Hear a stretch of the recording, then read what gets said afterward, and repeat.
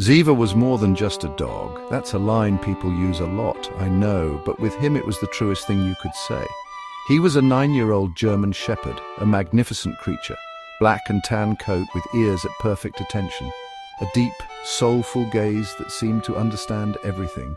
He wasn't just in our family, he was the glue. His presence was a constant, a steady beat in our daily lives. From the moment he arrived as a clumsy, oversized puppy, he carved out a space that was uniquely his. He was the official greeter, announcing arrivals with a booming bark that softened into happy whines. He was the keeper of secrets, there when you were low.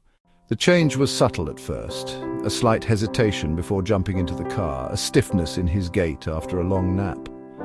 We chalked it up to age. He was 9 after all, a big dog getting on in years. We gave him joint supplements and bought him a softer bed.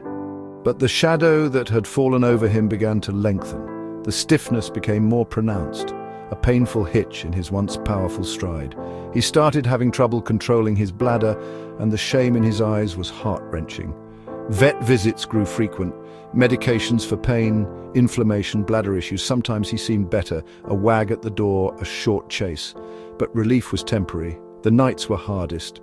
I lay beside him, whispering I was there.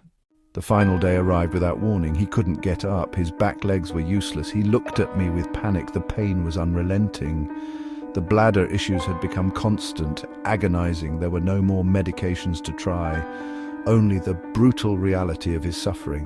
The shadow had finally consumed the light. We knew we were out of time. We would make the hardest, most loving choice. We had to go. We prepared as gently as we could. Getting him into the car was a nightmare. Every gentle attempt elicited a cry that tore through my soul. We finally got him onto a blanket and into the SUV. I lay down with him, trying to comfort him. Every bump, every turn seemed to amplify his suffering. I whispered his name over and over. Ziva. It's okay, buddy, we're almost there. I'm right here. The world carried on as ours collapsed. Maybe a miracle, maybe surgery, maybe a new treatment, maybe something we hadn't tried. But deep down, I knew what this drive meant, an ending. We arrived, the staff were kind and quick. His eyes held trust, fear, and a bond beyond words. The room was cold, so unlike the warmth of his life. His spine was deteriorating, damage severe and irreversible. No options, no miracles. The only humane act of love left was to let him go. For the first time in ages, the pain receded. He was calm. We knelt beside him. I cradled his head and whispered, all our good times. How much I loved him, what a good, good boy. The vet spoke in a whisper. I held him close, breathing in his scent one last time. I felt the moment his spirit left his body. A quiet, gentle release. The weight of his head grew heavy. The silence was absolute. The good boy was finally at peace, and I was utterly broken. A piece of my soul left with him in that quiet room. Walking back in felt like another dimension. It looked the same, but everything was wrong. The silence was loud, filling every corner. No jingle, no click of nails, no happy bark. His bowl still by the door, his favorite chewed-up toy on the rug. I kept listening for him, reflexes that hurt every time. Our rituals were empty now. The house felt hollow, a shell. Even Gibbs was lost. She sniffed his bed and whined, looking to me with questioning eyes. Days dulled the edges, but the ache stayed. A glimpse of a shepherd, a hair on a sweater, and grief returned.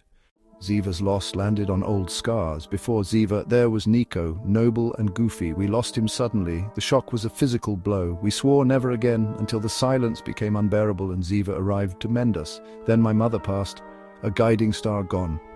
The world colder. Through those days, Ziva stayed by my side, offering himself. Each goodbye chips a fragment of your soul. Nico took a piece, my mother a larger one, and now Ziva.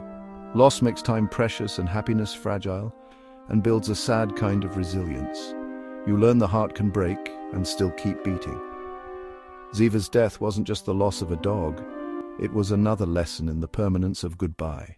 The bond between a human and a dog is pure love. It's simple. We give food, shelter, affection. They give everything, loyalty, unconditional love. He was there for triumphs and for despair.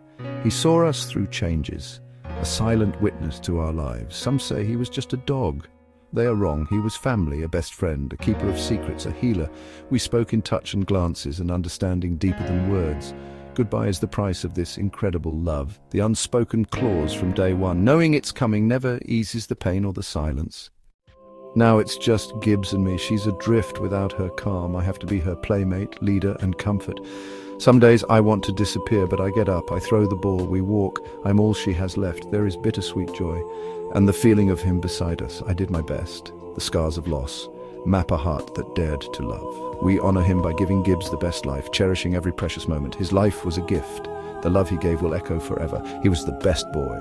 If Ziva's story touched you, please like, share, and consider joining as a channel member for live streams, Kwanda, badges, emojis, and more.